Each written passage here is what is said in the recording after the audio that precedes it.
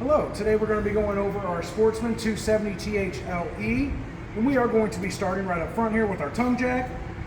Basically, you got your one switch here. That's going to be your light, so if you had to hook up at night. Your other one is to an extend and retract. That's how we're going to level from front to back, and also how we get on and off the tow vehicle. I do always like to recommend while you're still hooked to the tow vehicle to make sure you're level from side to side first by either putting a carpenter's level right inside the doorway, or they have little stick-on levels you can stick on the coach. But you may have to put some blocks down and roll onto those to level from side to side. Then once you have unhooked from the tow vehicle and it's pulled away, then you level front to back using that guy. And then you're going to lower your stabilizer jacks. Those guys are located on each corner of the camper. It is a 3/4 socket. I tell you to use that and put it on a drill. Makes it a lot easier than using the manual crank, but it is provided if you want to do it that way as well. And there is a manual crank for the tongue jack as well, just by removing this piece, and I'll show you that in just a minute. Next, we're going to have our propane tanks. You got two 20-pound tanks. These guys have both been filled, minus what was used to test the propane system with. And then we're going to have our regulator right here. So with the regulator, basically this here will tell you what tank you were using, but then it also tells you when the tank would be empty. This guy here will actually show like a red flash card to show that the tank is empty. From there, all you do is turn off that one, flip this guy to the other side, turn it on, and you'll be ready to use the tank. And take the other one off and go get it refilled. Back behind there is where our battery is located. It's 24 series deep cycle marine RV style. And then we got our battery disconnect here. Right now it's in the on position. To turn it off, you just turn it to that off position. It will travel further, but you don't want to go past that other point there. That is basically, you want to have that in the on position whenever you are towing or you're hooked to shore power. That's only meant to be turned off when you're storing the camper. All right, as we come around to the side here, we're going to have that manual crank I was telling you about for your stabilizers and for your tongue jack. But basically inside here, this is how we're going to winterize the coach as well. You got this little panel piece here that will get removed. You're going to turn this valve here so it doesn't try to pull water from the pump. So you would turn it like so. You would turn this one like this. And then this hose here will go into your jugs of antifreeze. From there, you'll turn on the pump inside and you'll be ready to winterize your coach.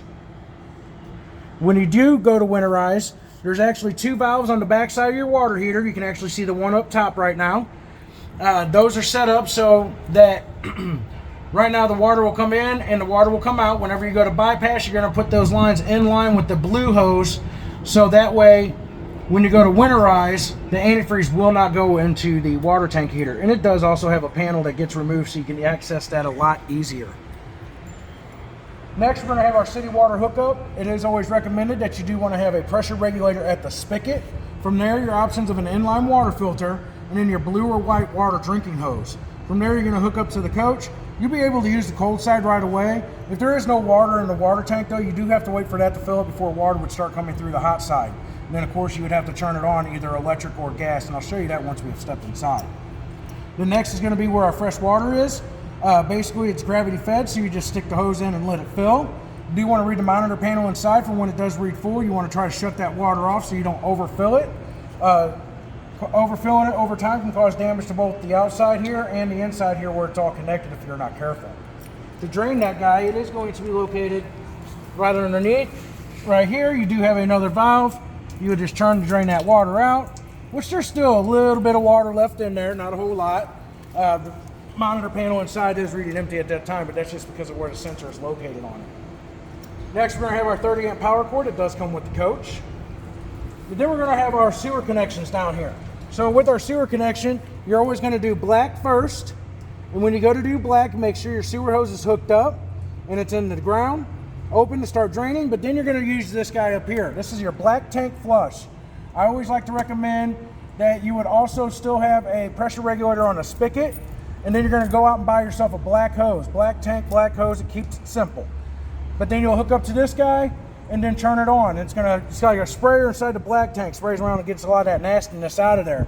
You always do want to do that, but the reason for that pressure regulator is because on the back side of this is a plastic check valve where too strong a water pressure can damage that check valve.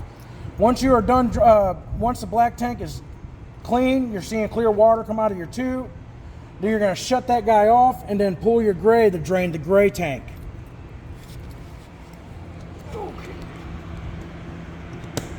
This guy here is going to be the back of the fridge. There isn't really anything you would have to do inside here, except maybe check for mud dauber nests, just to make sure that nothing's got in there and created nests, things like that. And the same is going to go with the furnace. We do like to recommend mud dauber screens for this guy. Helps keep the wasps and the mud daubers out of there, because they can get in there, create nests, and then cause blockage, and that can create issues if you're not careful. We do got our vent for the stove. You do always want to make sure this inside piece here is popped open whenever you are cooking. And most of the time, as soon as you turn that fan on, it will automatically push that open as well. And then it just clips and snap into place. So next we got our tires here. These guys here, you do want to make sure you check the lug nuts. We like to recommend at 50, 100, and 200 miles. This sticker here is what I like to call the over-aggressive sticker. They want you to check it at 10 miles, 25 miles, 50 miles. I will like to say though, you do want to check these, especially at first, because we did have new tires put on. So these tires have been taken off the coach. So you do want to check them after at least 50 miles, unless you want to go by this sticker, and then you're going to have to stop at 10 miles and check these guys. You do also want to keep the tires topped off to the max PSI level. I believe these guys are 80 PSI. They are. Next here is going to be where you hook up for your campground cable. I will show you inside where your TV antenna booster is. You do have to turn off the booster for your the campground cable signal to come through.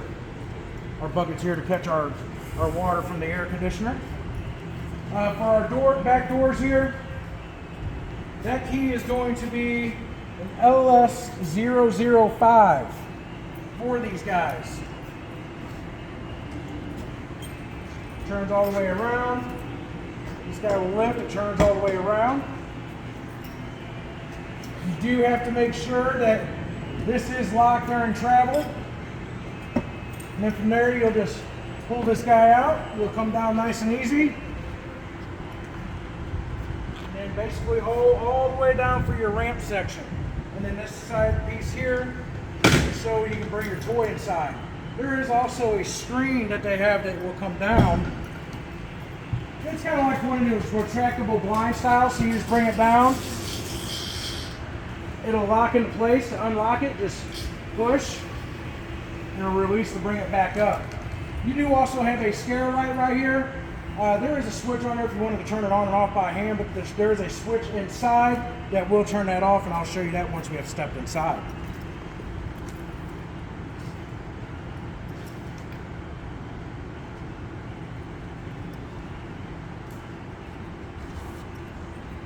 As you see, this guy is actually pretty nice and easy. It's not too hard to maneuver most of it by yourself.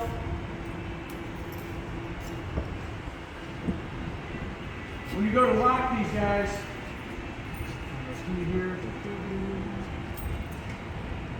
sometimes it will try to get hung up where it'll only turn halfway. When that happens, you just got to try to kind of push up on this handle a little bit. Basically, it's just not in line with our lock grooves. I experienced that while going through the unit and inspecting it. So if you ever run into that issue, just so you're aware, that's how you would fix that problem. As you see, I do have our awning out. It's got a nice new canvas on it, but this is designed to where you can actually create a pitch. So, it's meant to be as a shade protectant. It is usually recommended that if it is raining or any kind of storm like that, you should bring it in. I always just like to keep a good rule of thumb that if the camper is going to be unoccupied, you wouldn't bring that guy in. Too strong of winds can cause damage to both the awning and the camper if you are not careful. You got another hookup here, so you can have a TV outside. They do give you a 110 outlet as well. You got the outside speakers on as well. I don't know if you can hear them very well. I try not to have them up too loud to where I have to yell and try to talk over them. We'll come back to the door in just a second.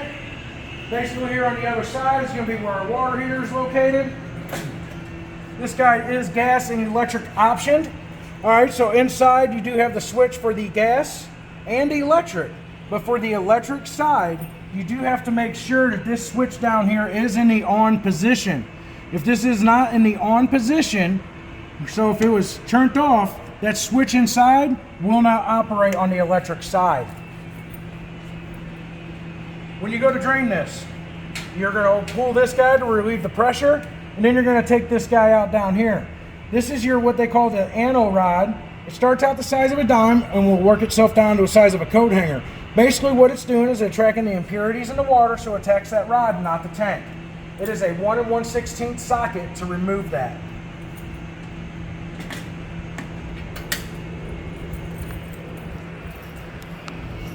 They do have custom locks on your compartments up front, and that is going to be the J236 key, which if it's a custom lock, it'd probably be very difficult to get you another set of these keys. For your entry door, it's going to be the purple key. Basically, you'll go in, it turns to the left to lock the door handle, or to the right to lock the door handle. For the deadbolt, you're going to turn the key to the left and it will feel a click. You're also unable to pull the key out, so you have to pull it up and down to pull the key out. If you turn it to the right thinking you lock that deadbolt, you're able to pull that key out. It shows you did not lock your deadbolt. Steps are real nice and simple as well. These guys just basically fold and fold and go right in. All right, as we step inside the coach, right here on this wall is going to be where our light switches were. So this one here is going to be for our inside lights. This guy here, I believe, was for that, it was for our awning lights. And then the other one here is for that scare light in the very back of the coach. And then this is how we bring our awning in and out. Retract to bring it in, extend to bring it out. And then on this side over here is where our little entertainment center is going to be located. You do have a USB hookup to be able to charge your phone, but this is where that TV antenna booster I was telling you is located. So like I was saying, you would have to push this button to turn it off so that cable signal will come through. The only downfall is that your radio antenna is tied in with this. As you kind of hear, our signal's not that strong. Turn it on, signal come back on.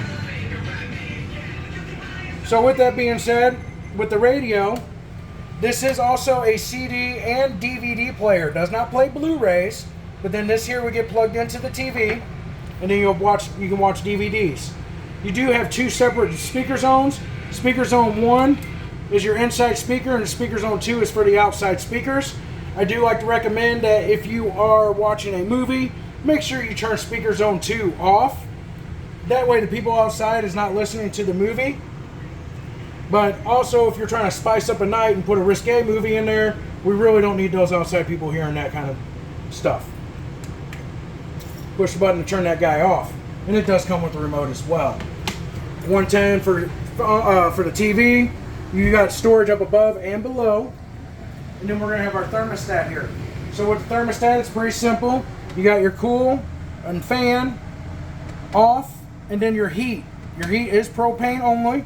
And that's the furnace, and you just set your temperature to your desired set temp. And then over here is for the fan setting. We always like to recommend leaving this in the auto setting. That way the air conditioner would shut on and off. If you have this in just the on setting, basically the air conditioner would continuously run. But also, when you go to turn on your furnace, the fan on the air conditioner will come on. Okay? A lot of times the only time we're using the furnace is when it's cold outside. Well, if that fan's basically blowing, it's pulling cold air in from outside, so it feels like the air conditioner is running as well. Just make sure this is in that auto setting. Alright, then when we step into the bathroom area here, you got two switches here on the side. One is for your lights. The other one is going to be for your fan. Basically manually lift to open and close. And then we have our shower area here. Looks like they got just a standard shower head on that. So you do have to be resourceful with your hot water, because it is only 6 gallons of hot water, so please be mindful of that. With your toilet here, you do always want to try to make sure there's always some kind of liquid in the bowl of the toilet, so that seal doesn't get dry rotted or brittle. Whenever you go to use the toilet, if you need more water to do your business, you're going to lightly press on the pedestal. It would add water so you can do your business, and then all the way down will flush. And then we have our sink on this side. This is where our GFCI outlet is also located. So if there's outlets not working around the coach that may be GFCI protected, come here and make sure this guy hasn't been tripped. And then we're going to have our monitor panel basically right here. You got your battery status, but then the fresh tank, black tank, and gray tank. From here, you can use the water pump. You're only using the water pump if you're hooked to if you're using the fresh water tank. If you're hooked to city water, you do not need this guy. Then this is going to be the gas option for the water heater and the electric option for the water heater. Once again, if that switch on the outside is not in the on position, you will not be able to use the electric side. Still can't use the gas though. Alright, then inside this area here is going to be a bed. Our bedroom area, you got basically storage closet on each side, some shelving up top. You have a single individual reader light. Each side does have a 110 hookup. And there is also storage underneath. You can lift this guy up and you got some storage underneath there, little shelves and a little centerpiece. Then we're going to have our fire exit window. Basically with this guy, it just goes like so. It's on hinges, so the whole thing would fling open. So if you couldn't make your way to the door to get out, you do have a way to escape. This guy here is just set up so that you can try to pull the screen out before you would get out. I'd rather here we got to replace the screen if someone received burns. Also in here is where our fuse control panel box is going to be located. So basically anything that runs off Sure Power, so you got to be plugged in for it to work, is going to be on the breakers, and they do have everything right here labeled for you. Everything that runs off the battery is going to be on the fuses, and they got them all labeled right here as well for you. Alright, as we come back around, we're going to have our fridge. So with the fridge, you're going to press this button to turn it on, and then it has a couple different modes. Right now it's in just the electric mode. You push it, you got auto. So in auto, it is always looking for 110. If for some reason the power went out or anything like that, as long as the propane is on, it would automatically switch to propane. You can have it on just propane or just electric. You also can adjust the temperature with this guy. I always recommend when you first turn it on, please have it on 4 or 5 to help get that fridge good and cold. And I do like to recommend trying to turn it on a day before you guys are going to leave. That way it can get good and cold. And try to go shopping earlier in the week as well. That way that food is also at a good temperature when it goes in here. Once it's at good temp, usually 3 is going to be substantial. Unless it's warmer outside, then you may have to have it on 4. But then basically you got the freezer side up there where you can move the shelf down if you needed to. And then our fridge area as well. Press and hold to turn it off. Then you got pantry area here. Microwaves, usually pretty self-explanatory. The one thing we do like to recommend is that you would set the time on this. You guys go out somewhere, you come back, you see the time isn't set or it's been reset. It shows you there was a power failure, so you want to look in to see if that was from the campsite or from the electric company outsourced, possibly. Next, you're going to have your stove. So with the stove, you do have to use a barbecue lighter to light. But basically, you'll just turn it to that light position and light it, and then set to the temperature, and you'll be ready to cook. And then from there, you're going to use your hood range where you got your light and your fan.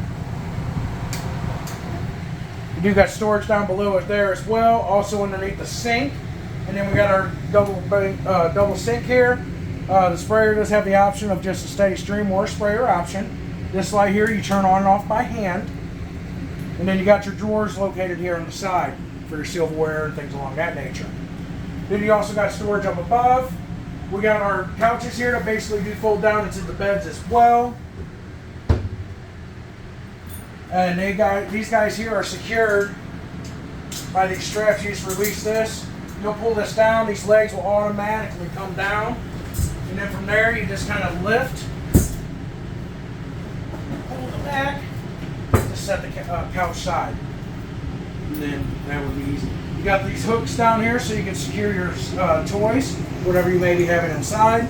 And then you're always going to make sure you use these vents so that it's properly venting, so gas fumes doesn't get trapped inside the coach. You got one here and then another one over here, so that way that airflow can go through to make sure that's not staying inside the coach. And then we also do have our fire extinguisher right at the entry door. Oh, I did forget one thing right here. So this guy right down here is going to be where your LP detector is located. Basically, you want to test this guy every 9 to 14 days by simply pushing this button. And we'll perform a test on that. Should go back to green. Okay, so you always want to make sure that you test that guy, okay? They do have a life expectancy of, they say 7 to 10 years. I have seen these guys go out before that. There is a manufacturer date on the back side of this guy, so you just have to remove it to inspect it. But basically, if that guy is going off, it's potentially sensing propane inside the coach. So you do want to take those emergency precautions by initially first person out is going to be turning off the propane into canisters because you want to shut off the main source.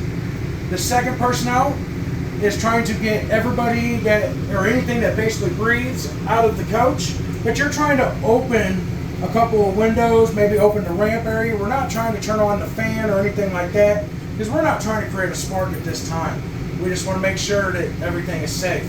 Then we're going to get 50 feet away for 15 minutes. After that, one person's going to come in, and basically the first place you want to look is the stove. My cameraman's actually almost did a perfect prime example. He was actually leaning against the counter, but you might actually have a bonehead knucklehead friend doing this number right here, just kind of hanging out, but they've got this knob pressed in, and it's allowing those fumes to come out. If it is not the stove, the only other place that propane actually comes inside the coach is going to be the furnace. Everything else is connected on the outside of your fridge, your water heater. They're connected on the outside of the coach. Okay? If that all seems good, we turn things back on. When it starts going off again, do turn it off and make sure you have it serviced. Now, with that all being said, there is other things that can set that thing to go off. Hairspray, certain cleaning chemicals, and animal gases can cause that to go off. So just please be mindful. I wouldn't doubt it if possibly the smell of the gasoline or something could possibly get that guy to go off as well. So just always please be mindful of that, okay? Other than that, we have made our way back to the door. Hopefully this video was knowledgeable and informational for you. If you guys do have any questions, please feel free to call us and we'll do our best to answer those for you over the phone. Thank you and have a wonderful day.